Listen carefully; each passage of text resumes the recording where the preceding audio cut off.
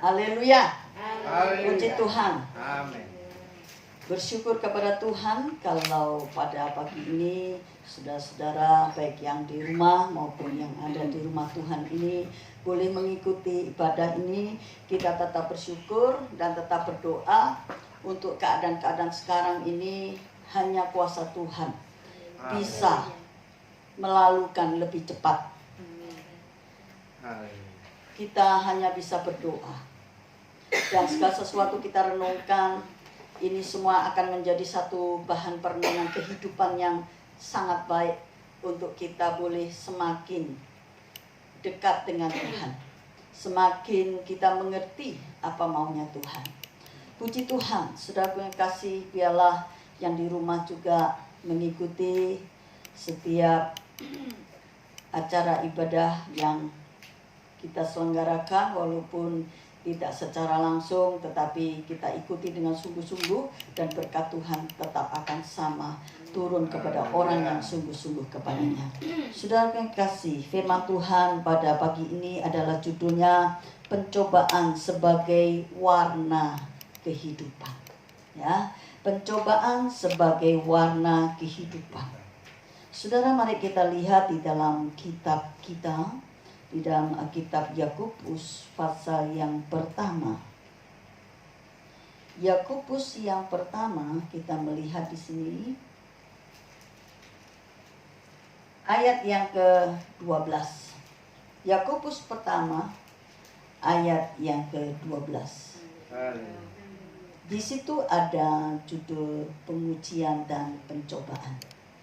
Ayat 12, berbahagialah orang yang bertahan dalam pencobaan, sebab apabila ia sudah tahan uji, ia akan menerima mahkota kehidupan yang dijanjikan Allah kepada barang siapa yang mengasihi Dia. Sekali lagi saya bacakan, berbahagialah orang yang bertahan dalam pencobaan, sebab apabila ia sudah tahan uji, ia akan menerima mahkota kehidupan yang dijanjikan Allah kepada barang siapa yang mengasihi Dia.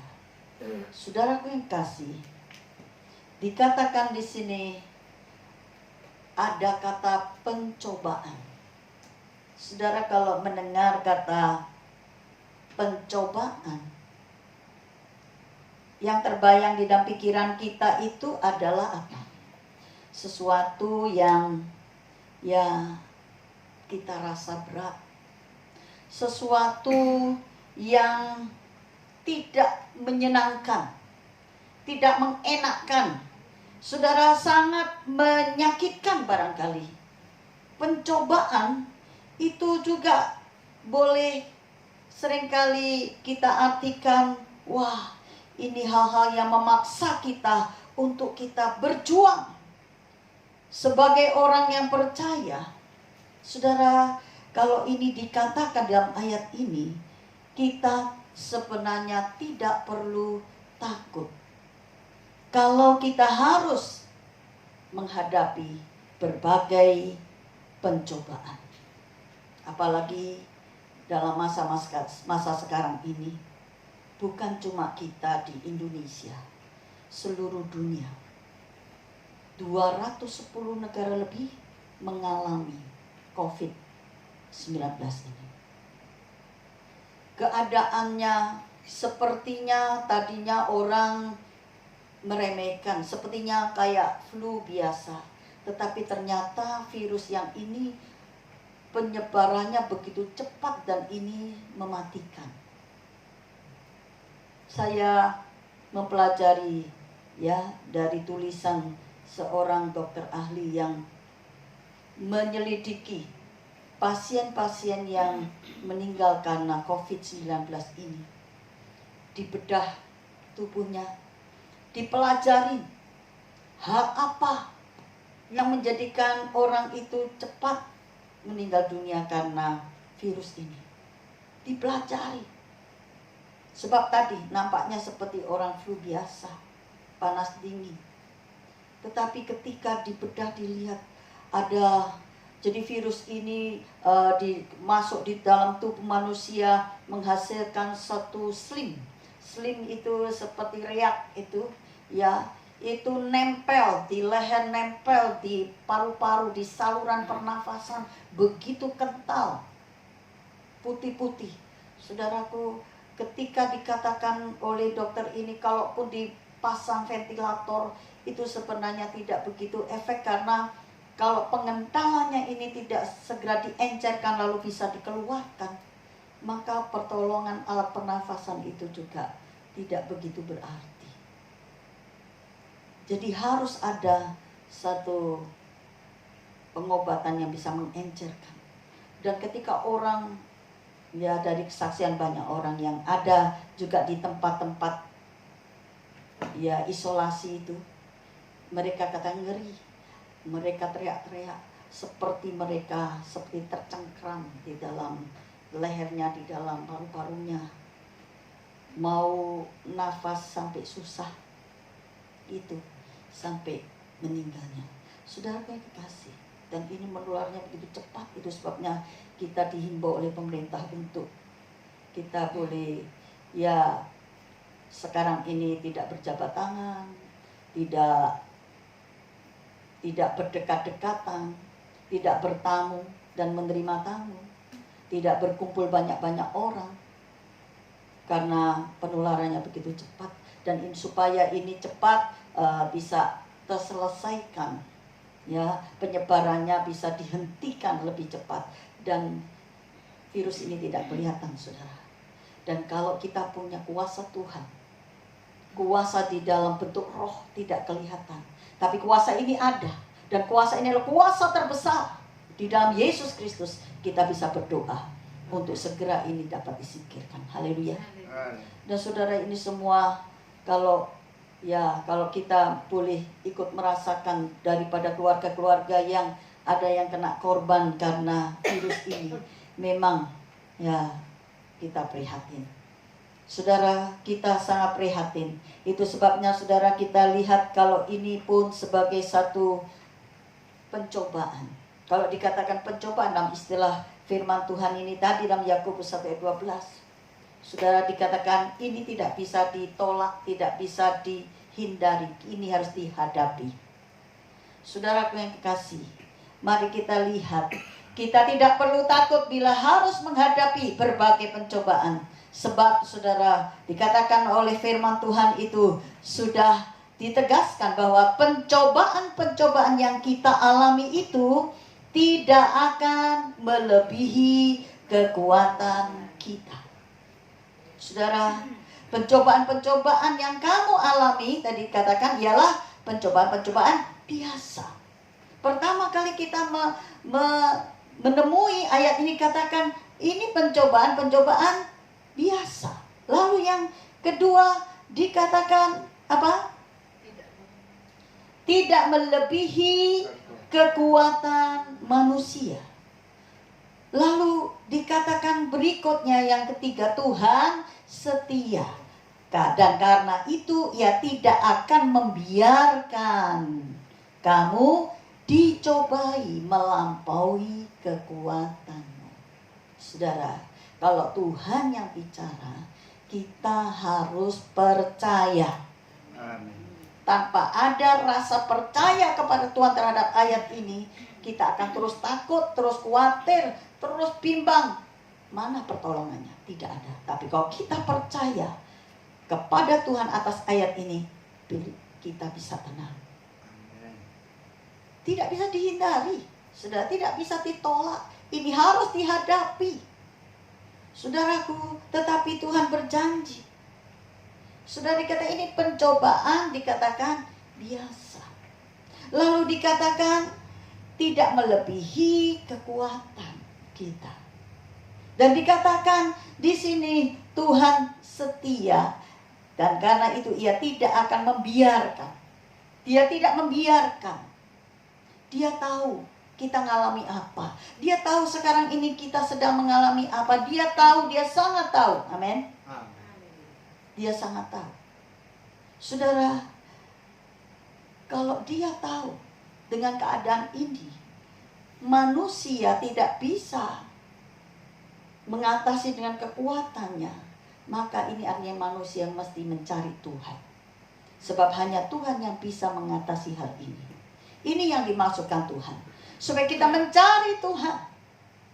Supaya kita lebih dekat dengan Tuhan. Berseru kepada Tuhan, mohon pertolongan Tuhan. Jadi manusia harus ingat ada Tuhan. Allah yang hidup, Allah yang maha kuasa. Allah yang bisa kita andalkan. Allah yang bisa kita harapkan dan memberi pengharapan yang pasti. Saudaraku yang kekasih, mari kita lihat di sini. Di dalam 1 Korintus 10 ayat 13 tadi dikatakan. Apa dikatakan 1 Korintus 10 ayat 13? Pencobaan-pencobaan yang kamu alami ialah pencobaan-pencobaan biasa. Yang tidak melebihi kekuatan manusia. Tuhan setia dan karena itu Ia tidak akan membiarkan kamu dicobai melampaui kekuatanmu. Lalu dikatakan apa? Pada waktu kamu dicobai. Nah, pada waktu kamu dicobai, Ia akan memberikan kepadamu jalan keluar. Jadi ketika kita mengalami pencobaan itu, Tuhan di mana? Tuhan ada tetap bersama kita. Jangan kita berpikir negatif. Tuhan jauh. Tuhan tidak mendengar. Tuhan tidak peduli saya. Tidak. Lihat. Pada waktu, ya kan? Dikatakan pada waktu kamu dicobai, Ia akan memberikan kepadamu jalan keluar. Jadi Tuhan ada tidak di dalam kita mengalami kesulitan, tekanan, ketidaksenangan itu, pencobaan itu? Ada tidak Tuhan? Ada. Selama kita percaya kepadanya, Dia Allah, Immanuel, menyertai kita. Saudaraku yang kasih, Dia ada. Dan kalau Dia ada, Allah yang hidup itu sanggup memberi jalan keluar. Amen. Saudaraku yang kasih, sehingga dikatakan kamu dapat menanggungnya sampai kita mempunyai kemampuan mengatasinya. Amen. Saudara, bukan berarti lah itu kok ada pendeta yang mati karena COVID. Ada itu tua-tua sidang. Tidak, kita tidak menghakimi cara mati orang. Yang penting akhir hidup kita tetap di dalam Tuhan. Ada sorga yang menjadi tempat kita. Saudaraku yang kasih, orang ya biar hamba Tuhan bisa juga mati karena kecelakaan pesawat, kecelakaan kendaraan. Saudara, yang penting tidak bunuh diri. Saudara, yang itu sebabnya apa yang kita perhatikan adalah jalan kehidupan kita. Apakah tiap-tiap hari kita bersama dengan Tuhan? Tiap-tiap hari kita minta tuntunan Tuhan. Tiap-tiap hari kita bernaung, berlindung di bawah kepak sayapnya. Saudara, mari kita lihat di sini. Saudaraku, di dalam ayat itu dikatakan bahwa Dia akan dikatakan memberikan jalan keluar sampai kita dapat menanggungnya. Dia akan memberi jalan keluar, Dia akan menuntut kita sampai kita bisa mengatasi. Kalau sekarang ini, ya, kemarin diberitakan bahwa di salah satu STT, ya, sekolah seminari Bethel, ada beberapa mahasiswa-mahasiswi yang dibawa, ada 40 lebih dibawa ke rumah sakit, ya, yang sementara ini. Saudara, dibawa, kita berdoa. Kita berdoa supaya kalau mereka bisa ada di sana, Tuhan izinkan ini. Karena apa? Kalau ada jemaat yang kena COVID lalu sedang diisolasi, ada di rumah sakit yang merawat COVID-19 ini, pendeta tidak bisa mengunjungi.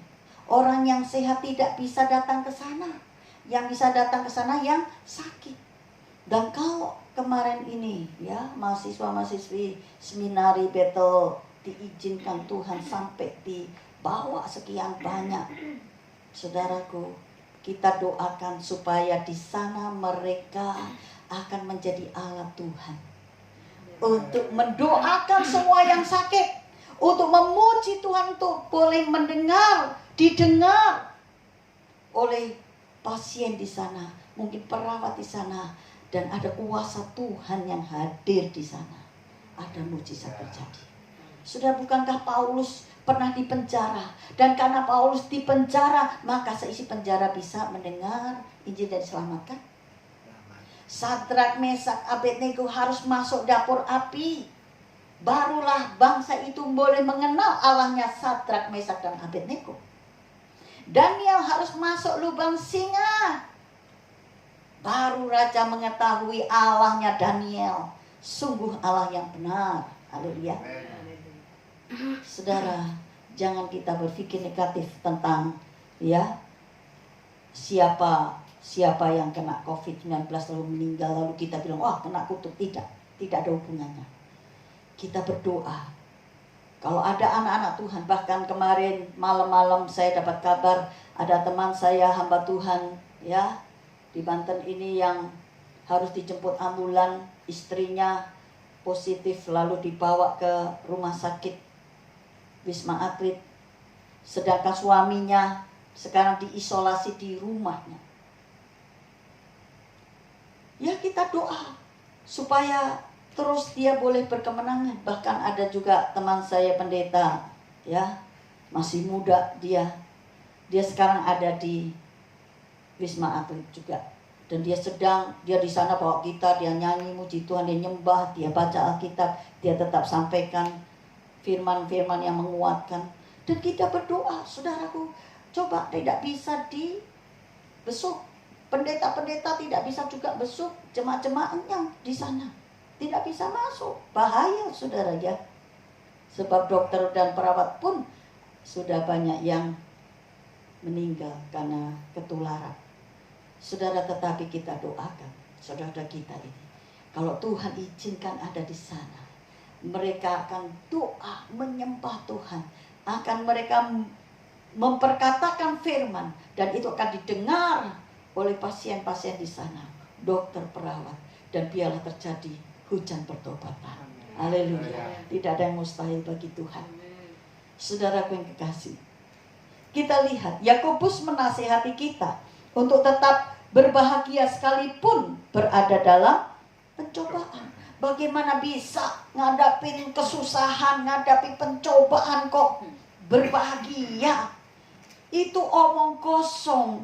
Itu bagaimana itu? Saudara, apa bisa? Saudara, memang umumnya orang akan berbahagia kalau ia ulang tahun, kalau ada keadaan baik, dan saudara mungkin bebas dari hutang karena sudah terlepas dari hutang, dia senang. Orang lepas dari penjara, wah senang ya. Orang lepas dari satu ujian, senang. Saudara, mari kita lihat ayat nas kita itu jangan hanya dibaca sepenggal saja, tetapi masih ada kelanjutannya, yaitu ia akan menerima mahkota. Ya, di dalam ayat Yakobus tadi, ia akan menerima mahkota kehidupan yang dijanjikan Tuhan kepada siapa? Barang siapa yang mengasihi dia. Yang mengasihi, kalau kasih, kalau sayang, kalau cinta, gak akan meninggalkan apapun, selalu bersama karena cinta. Saudara, kalau kita cinta Tuhan, Tuhan cinta kita duluan, dan kita harus cinta dia, dan dia menyertai kita. Sudah, dia menyertai kita, dia ada bersama kita. Tadi pun dikatakan, waktu kita mengalami pencobaan itu, dia memberi jalan keluar, dan dia menolong kita sampai kita dapat mengatasinya. Saudaraku, kita lihat, dan sekarang ini kita lihat bagaimana bisa kita itu disuruh berbahagia sekalipun berada dalam pencobaan. Saudara, inilah ayat berikutnya itu dikatakan bahwa keadaan-keadaan ini, di ayat itu katakan jangan hanya dibaca sepotong saja tadi, tetapi kita lihat ia akan menerima mahkota kehidupan yang dijanjikan Tuhan kepada barang siapa yang mengasihi Dia. Saat dalam pencobaan kita berpikir bahwa Tuhan telah meninggalkan kita dan tidak lagi memedulikan kita. Padahal bila kita mau merenung sejenak, ada hikmat di balik pencobaan, yaitu Tuhan sedang menuntun kita untuk semakin mendekat kepadanya. Tadi saya sudah katakan, dalam keadaan sulit dan keadaan pencobaan dan keadaan di mana orang menghadapi satu tekanan, saudara, orang yang beriman akan berseru kepada Tuhan. Orang akan lebih dekat dengan Tuhan. Dan kalau kita dekat dengan Tuhan, kita alami hadirat Tuhan, kehadiran Tuhan, maka Tuhan berbuat sesuatu.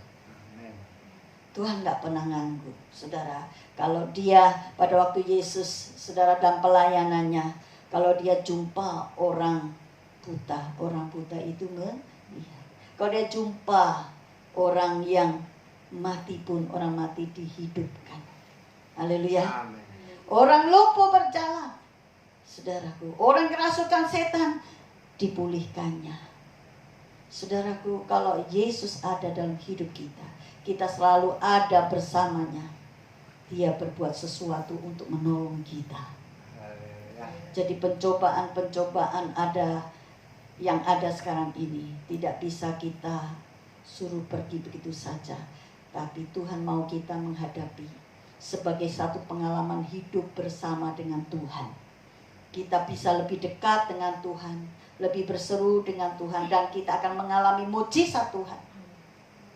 Karena selama ini mungkin manusia jauh dari Tuhan. Jauh kehidupannya, ya, juga dari kebenaran firman Tuhan. Tuhan mau supaya manusia bertobat.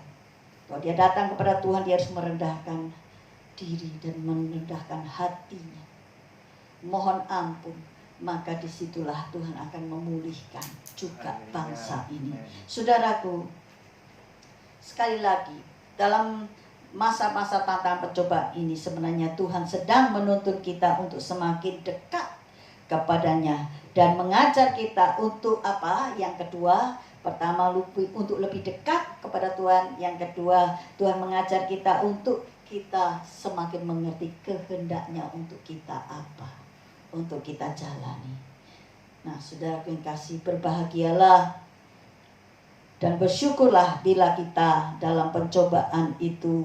Artinya Tuhan sedang memusatkan perhatiannya kepada kita dan merancang hal-hal yang besar atas hidup kita. Karena itu tetaplah bersandar kepada Tuhan.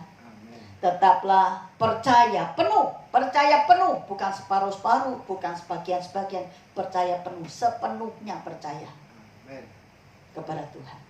Saudaraku, dan sepenuhnya juga percaya kepada kehendaknya. Apa yang Tuhan izinkan itu tidak pernah salah. Tidak pernah salah. Yesus tidak pernah salah. Kita ada, ya, suka dulu nyanyi, Yesus tidak pernah salah.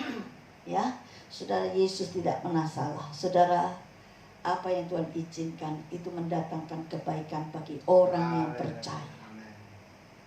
Saudara yang kasih, rencananya tidak pernah gagal, dan selalu yang terbaik yang diberikan untuk kita. Saudara, melalui juga kita menarik satu pembelajaran.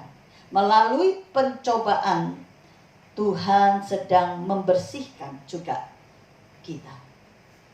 Seperti di dalam Yohanes 15 ayat ke-2.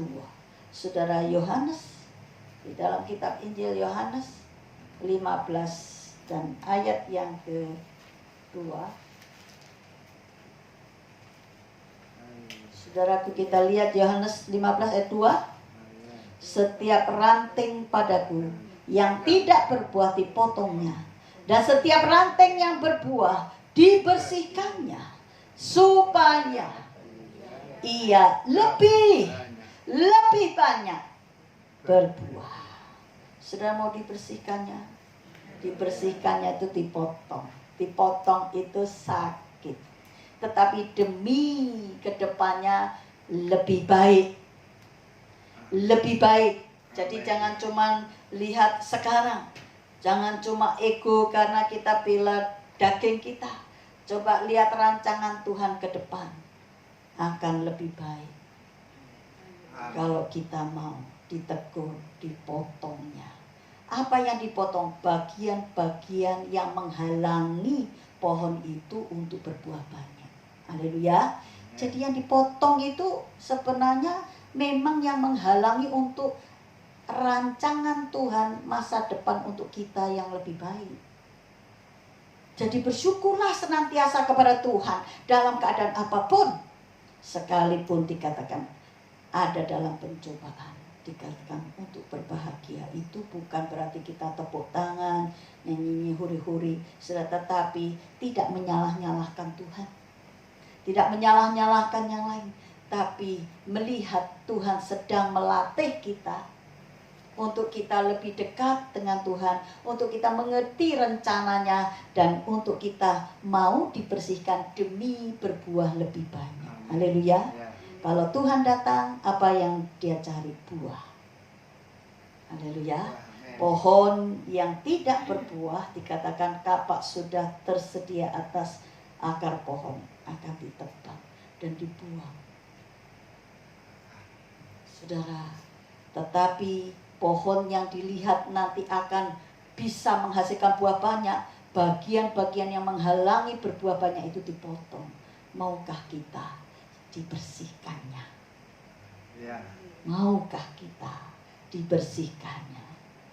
Disinggung tidak tersinggung, tetapi mengakui kekurangannya dan memperbaiki. Haleluya. Kita ditegur bukan membenci orang itu, bahkan kita mau membalas, tapi kita merenungkan, iya, padaku masih ada kekurangan untuk memperbaikinya besok lagi. Haleluya. Maka kita menjadi orang yang rendah hati, menjadi orang yang mau dibangun, mau diperbaiki. Tuhan sayang sama orang seperti ini. Tuhan memberkati kita, saudaraku. Jadi di balik pencobaan yang kita alami, Tuhan selalu punya rencana yang baik. Haleluya. Tuhan selalu punya rencana yang baik. Tuhan memberkati kita. Saudara yang kasih, ya biarlah kita mengucap syukur kepada Tuhan bahwa Tuhan baik dalam hidup kita. Tidak pernah Tuhan izinkan yang tidak baik. Kalau Tuhan izinkan, itu yang terbaik buat kita. Tuhan memberkati kita semua. Saudara, mari kita bangkit berdiri. Kita berdoa. Saudaraku, dikatakan bahwa hari-hari ini Tuhan izinkan, bukan cuma kita, seluruh dunia, supaya dunia yang saat ini begitu banyak melakukan dosa, tidak peduli kepada Tuhan, sudah tawar kasihnya, sudah jauh dari Tuhan. Tuhan mau kembali manusia datang kepada Tuhan, mencari Tuhan, berseru kepada Tuhan, dekat dengan Tuhan, dan mengerti rencananya. Dan ketika kita orang percaya menghadapi semua ini, mari kita belajar. Semua itu mendewasakan kita, menjadikan kita kuat di dalam Dia. Saudaraku, mari kita berdoa. Bapa, di dalam nama Yesus, terima kasih untuk firman mengingatkan kami. Ketika masa-masa pencobaan ini datang, biarlah kami tidak menyalah-nyalahkan orang lain, apalagi Tuhan. Biarlah kami selalu datang kepada Tuhan, mencari Tuhan. Dan kami lebih mengerti rencana Tuhan atas hidup kami, dan kami mengakui dosa kesalahan kami. Kami mau merendahkan hati dan diri kami. Kami mau ditegur untuk demi berbuah lebih banyak. Terima kasih untuk kasih-Mu. Sesungguhnya Engkau memperhatikan kami. Engkau tidak pernah membiarkan kami. ketika kami mengalami pencobaan. Tuhan akan menuntun kami untuk kami mendapatkan jalan keluar. Dan Tuhan memberi kemampuan kepada kami supaya kami dapat mengatasinya. Terpujilah nama Tuhan di dalam Yesus Kristus, Tuhan yang hidup. Tuhan yang sanggup menolong dalam keadaan apapun. Kami tidak tahu apa yang akan terjadi selanjutnya, ya Tuhan, setelah hari-hari ini. Tetapi kami tahu Engkau Allah. Dalam nama Yesus kami dikuatkan. Dalam nama Yesus, Engkaulah pengharapan yang dapat diharapkan. Engkaulah akan menolong kami. Kami percaya janji-Mu. Kami percaya sepenuhnya akan janji-Mu, akan kasih-Mu. Kami menerima berkat Tuhan. Kami menerima berkat firman Tuhan. Memberi kekuatan kepada kami. Tuhan, ada banyak saudara-saudara kami yang sekarang ini sedang menghadapi tantangan pencobaan. Ajarkan kami memandang kepadamu. Ajarkan kami terus belajar, berseru kepada Tuhan, lebih dekat kepada Tuhan. Dan kami terus mau mengerti rencana Tuhan untuk kami lakukan. Dan biarlah kami mau dibersihkannya, supaya kami lebih banyak berbuah. Dipuji, dimuliakan nama Tuhan. Kami mengucap syukur atas firman-Mu dalam nama Yesus. Haleluya. Amin. Puji Tuhan. Silakan duduk, saudara. Saudara yang kasih, kita akan mengakhiri ibadah ini. Kita nyanyikan satu nyanyian doa Yafet. Lalu kita nyanyian doa Yafes. Doa Yafet ya. Doa Yafes. Maaf salah. Dan kita bangkit berdiri kembali. Kita akan menyelesaikan ibadah ini.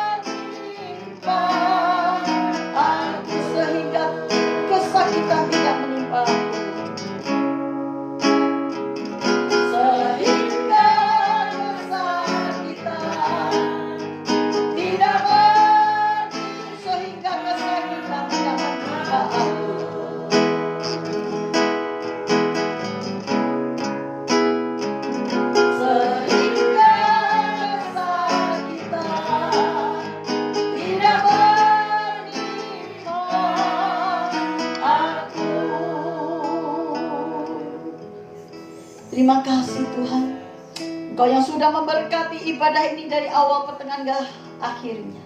Dan biarlah kuasa ibadah boleh kami alami. Dan setiap jemaat-Mu yang ikut beribadah, baik di rumah Tuhan ini maupun di rumah masing-masing, diberkati mereka yang bersungguh-sungguh. Diberkati mereka yang bersungguh-sungguh hati untuk membuka hatinya beribadah, memuji, memuliakan nama Tuhan. Kami berdoa untuk pemerintah Indonesia. Engkau memberkati Tuhan dalam berbagai usaha dibuat saat ini untuk mengatasi, untuk secepatnya memutuskan penyebaran COVID-19 ini. Tuhan tolonglah, Tuhan berkatilah pemerintah kami.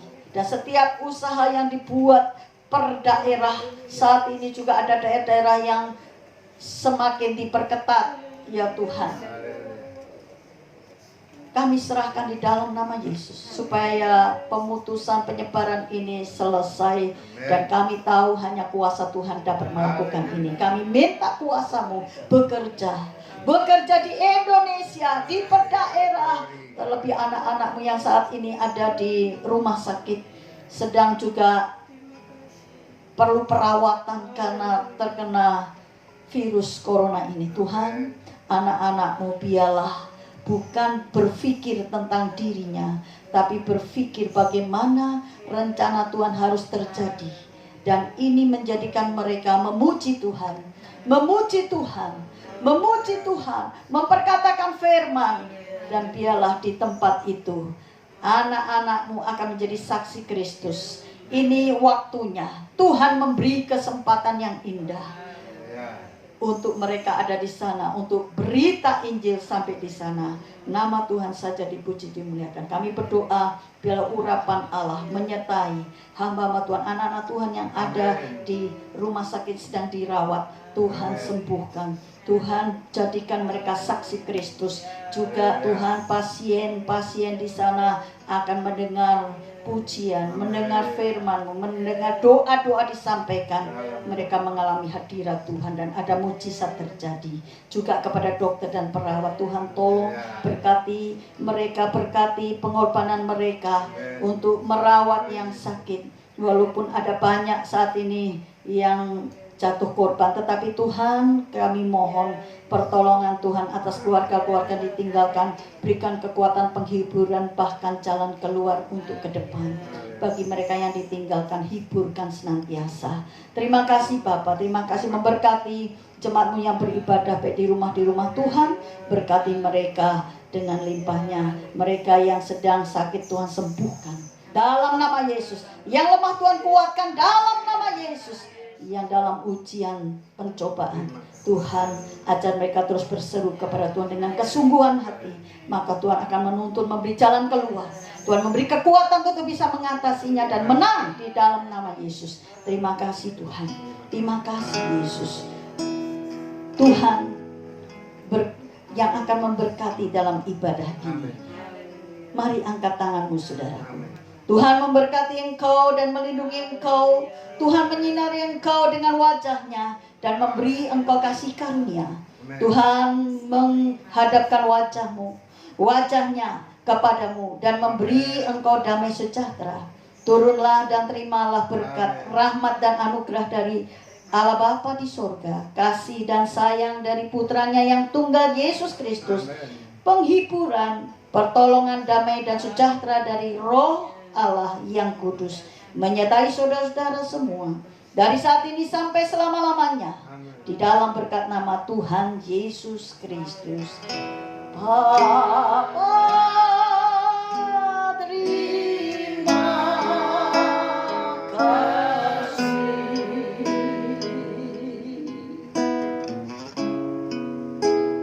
Bapa,